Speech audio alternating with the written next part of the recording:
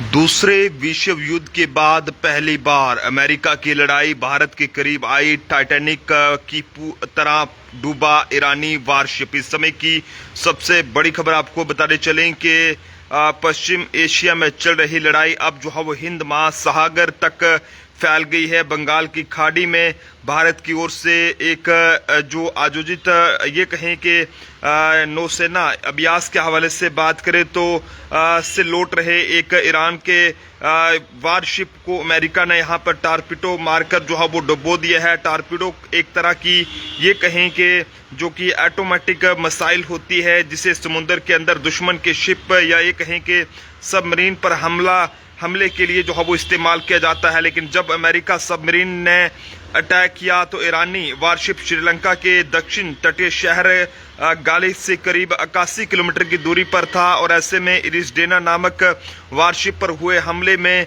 90 के करीब ईरानी जवानों की मौत हो गई है।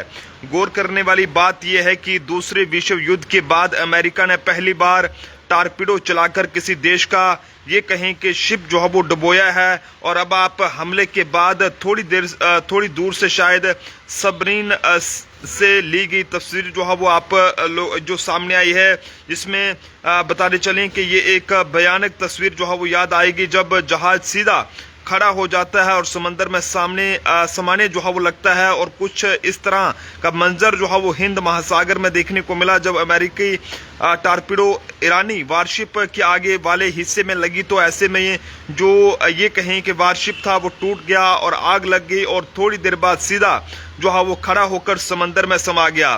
तो ऐसे में ये कहें कि ईरान पर अमेरिका और इजराइल के संयुक्त हमले को 5 दिन हो चुके हैं और ऐसे में ईरान ने पलटवार शुरू किया तो ट्रंप प्रशासन ने पूरी मिलिट्री जो है वो खत्म करने की धमकी दे डाली है। और उसी कड़ी में अब पश्चिम एशिया से बाहर जाकर अमेरिका सेना ने ईरान को निशाना बनाना शुरू कर दिया है। वैसे भी अमेरिका सेना ने दुनिया के हर कोने में अपनी कमान बना रखी है और उसी हिसाब से जंगी जो है वो बेड़े की तैनाती भी है।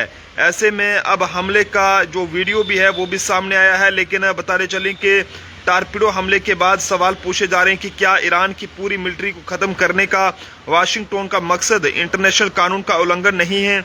इस बीच अमेरिका सीनेट में जो है वो इस लड़ाई के विरोध में आया प्रस्ताव गिर गया और ऐसे में आपको बताते चलें कि आप देखने वाली बात है कि क्या ये जंग रुकेगी या फिर नहीं। हालांकि अमेरिका अधिकारियों ने चेतावनी दिया है कि जल्द ही ईरान में और अंदर हमले किए जाएंगे और अपनी एम्बेसी को निशाना बनाए जाने के बाद ट्रंप ने कहा था कि जरूरत हुई तो ईरान में सेना उतारने से वह जो है वो पीछे नहीं हटेंगे। ऐसे में अमेरिका फोर्स इराक में भी ईरान की सपोर्टर मिलिशिया को टारगेट कर रही है और ईरान फौज पूरे मिडिल ईस्ट के हवाले से बात करें तो उसमें मिसाइल और ड्रोन हमले जो है वो जारी रखे हुए हैं। ऐसे में साफ है कि लड़ाई अभी रुकने वाली नहीं है। लेकिन ये फिलहाल बड़ी जानकारी है कि दूसरे विश्व युद्ध के बाद पहली बार अमेरिका की लड़ाई भारत के करीब आई है। टाइटैनिक की तरह ये कहें कि ईरानी जो वारशिप है वो डूबा है और बताया ये जा रहा है कि अगर आपने टाइटैनिक फिल्म देखी है तो आप समझ सकते हैं कि कुछ घंटे पहले अमेरिका सबमरीन से दागी गई टारपीडो यानी कि समंदर में चलने वाली मिसाइल ने हिंद महासागर में ईरान के जो वारशिप हैं उसको कैसे डुबो दिया। शिप पहले टूटा फिर टाइटैनिक की तरह खड़ा हो गया। ऐसे में आप सब लोग भी अपने अपने सुझाव जरूर दीजिएगा। देखते रहें जम्मू ट्रिब्यून। जय हिंद भारत।